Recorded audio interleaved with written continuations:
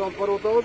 Айрыкча ушул ооруларга баягы шашылыш түндөсү, майрам күндөрү оорукандарга, төрөттөргө, хирургиялык операцияларга жана ооруп калган оор балдарды түнү комендант саат киргендигине байланыштуу биз мына 3 машинаны даярдап койдук. Булар 24 саат бою ушул оор ооруларды үйүнө барып, болбосо бошко ташууда же полицияга алып келүүдө ушул 3 машина тейлейт.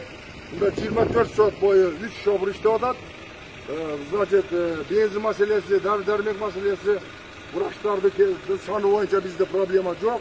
Мына бүгүн Окат аймак ооруканасында 100 врач, 450 орто медициналық кызматкер, жана 250 кенже медицина кызматкерлер тейлешкенге бизге шу күнү түнү иштешип атат. Шу медицина кызматкерлерине да чоң ыраазычылык билдириш керек. Себеби алар өз мамлекетибиз, өз элибизде ушул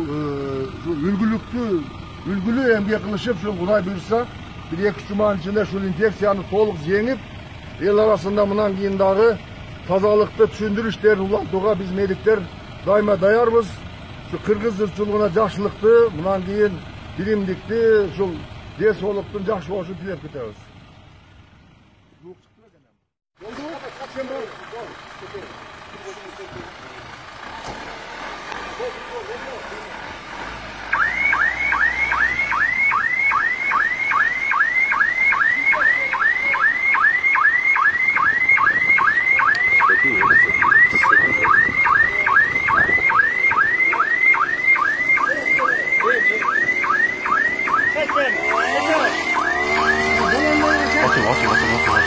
Watching lan.